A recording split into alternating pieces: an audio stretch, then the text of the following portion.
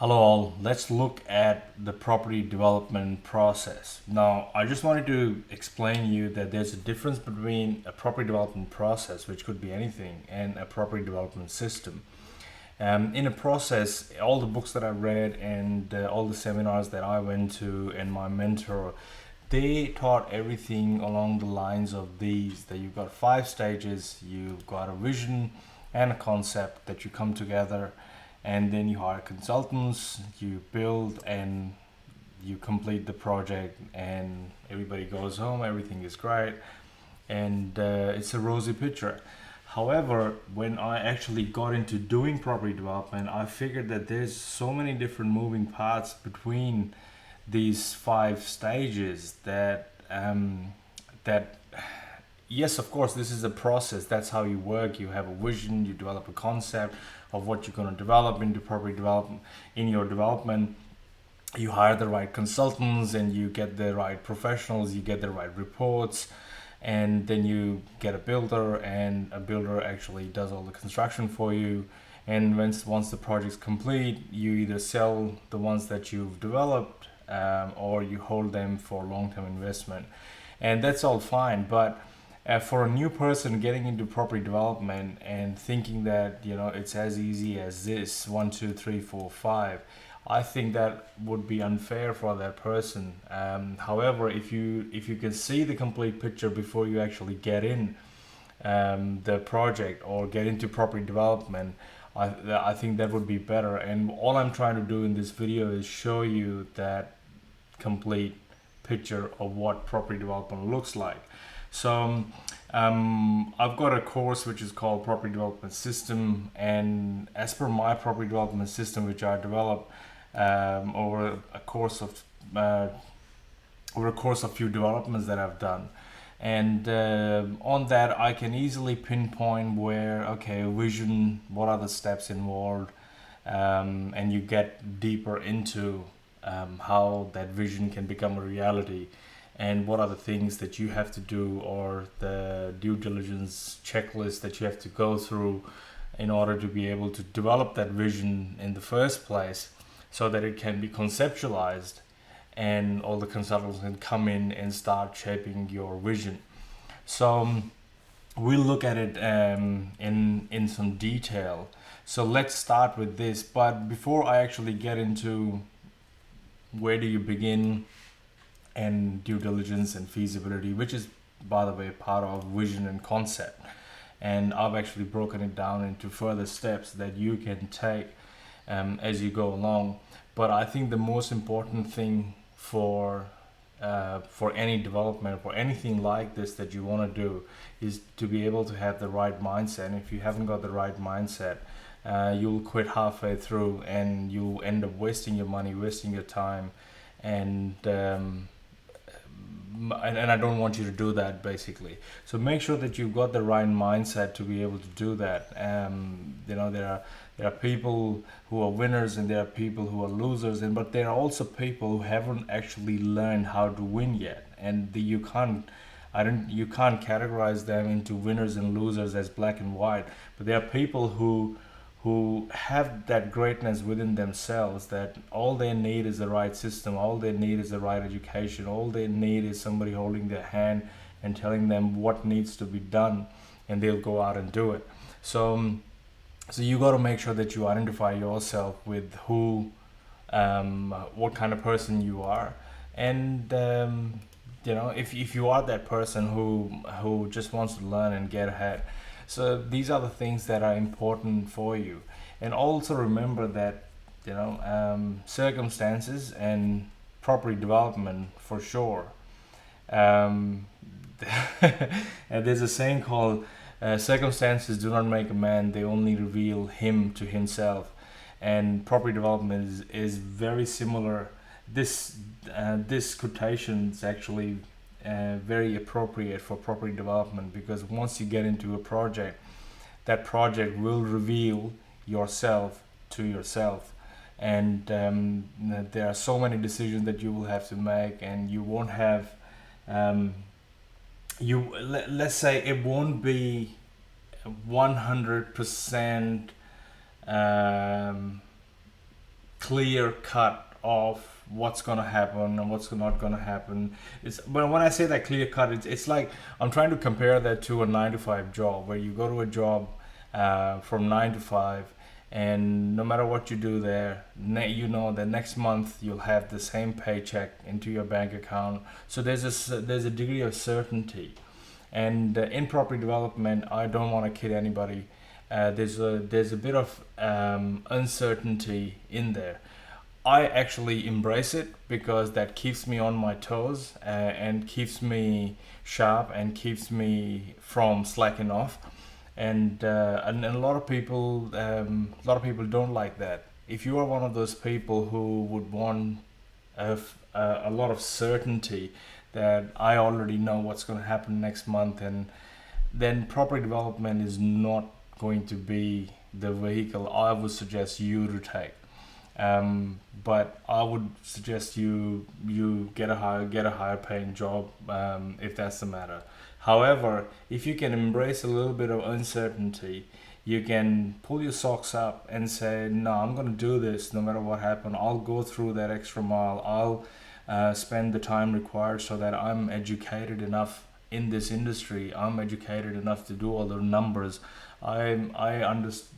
Get a really good understanding of property development.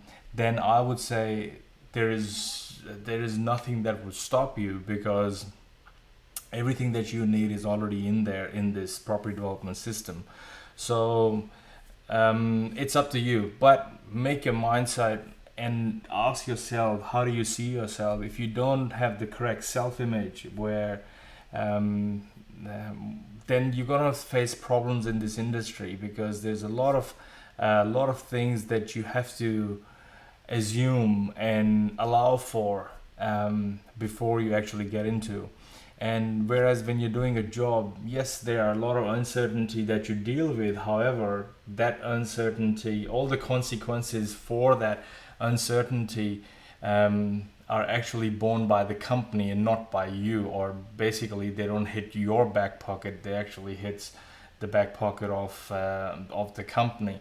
So if you're that kind of person who doesn't like to take that responsibility or do that, I would say don't worry about watching the rest of the video, and find something that suits your personality. But if you wanna take action, if you are the kind of person who can take on challenges, if you're the kind of person who can troubleshoot, if you're the kind of person who is resourceful, I would say property development can be the most lucrative field for you as compared to any other field. So make sure you've got that right mindset. When you're in your vision stage, you want to understand before you actually make a vision for the site. I think there are a few things that come before having a vision for what you can do for the site, and that is actually finding the site. And that's what I think is more important, is to be able to get an understanding of the full industry, what happens, and understanding of all these signals that you will keep, that at the moment you don't even know that they are signals. But once you go through this module, you'll understand that there are a lot of things that you can do, and the signals that you can hear in the media, the signals that you can hear from the property cycle and so on, that you can pick up on to make a better decision. So before vision, that's why I think that this model here is incomplete, because it only goes straight to vision. It doesn't actually tell you how are you going to actually get to a site so you can have a vision in the first place. So in property development system, you've got, where do you begin? So we discussed the overview of the due diligence. We understand property economics. What is the impact of interest rates on property prices? What's the impact of unemployment on property prices? What's the impact of Australian dollar going up or down on property prices, and so on. So all these things are part of property economics, and I don't expect you to become and economics professor, but I want you to get a working understanding of these things so that when you hear something, you can look and predict and make a better decision. So things like property clock, market cycles, listening for signals, and I teach you how to do that, and understanding statistics and capital growth, what happens, how you identify these areas. I think if you go through this module in the course, you'll be able to pick up all the hotspots yourself. So things like demographics, validating signals, and setting up auto alerts so you are alerted if something that matches your criteria comes up on the market. Again, due diligence, again, for you to be able to get to your vision and concept stage, you got to do full scale due diligence on a property. So, which is basically determining highest best possible use, which is your vision. And what it does is it gives you the ability to determine how many townhouses you can put on a block of land, or how many apartments you can put on a block of land, and so on. And site selection, how do you actually select the site, understanding zonings and overlays, how do you collect data and analyze all this data about that suburb so that you can make a informed decision. Spatial analysis is basically you look at a property from a bird's eye view and understand how it sits with respect to all the other properties that are around it. And in my course, I teach you how to plot all this data on these maps so you can see what they look like, and also determine. It's like very similar to what valuers do, and that's what I do. I get all this data and I plot it over there, and I see whether or not I look for evidence that helps me support my decision of okay, I'll be able to sell my townhouse for 600,000 once it is complete. So what am I basing that on? And things like finding an evidence that tells me yes, because 2 blocks from here there was a townhouse which was 3 bedroom, 2 bathroom that sold for 600,000. That's only about 700 meters from my property. I should be able to achieve that price. So things like that, and basically solidifying your research and having a visual view of what it looks like. Location analysis, 2-second FISO. When you're a developer, you don't go out and keep doing a full-scale financial feasibility on every project that comes on your table. It's not it's counterproductive. So you got to have mechanisms in place where you can quickly conduct a 2-minute FISO or a 2-second FISO on a project to be able to determine whether or not it is worth your while to proceed from this point on. So things like reading drawings. I've got this module in the course because when I started, I couldn't read the drawings, and I had to look at them and say what's this, what's that, and over a period of time you get an understanding of the different symbols that are used and all those things. So, and due diligence checklists and risk management. This is all part of due diligence, which will, unless you go through how to find your deal, how do you actually find the site, do a due diligence on it, you won't be able to develop your vision and concept, because these two modules will actually answer your questions, because you need those answers in order to develop that vision and concept. Again, financial feasibility again is very important, and I do two sorts of financial feasibility. I've got a full-scale financial feasibility application that you get with the course, and also a 2-minute FISO smart feasibility calculator. That's what I call it. And you can use the smart feasibility calculator to determine something as an overview and get accuracy of about 80% of whether or not you need to invest more time and do a full-scale financial feasibility.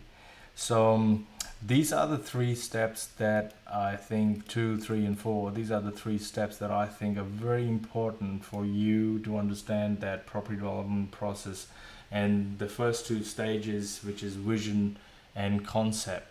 Now, I will go on and discuss all of these in the next video, but if you ever wanted to get something in the meantime, I would suggest you download the free blueprint. If you visit my website, which is propertydevelopmentsystem.com.au, click on free blueprint and you can download a free property development blueprint.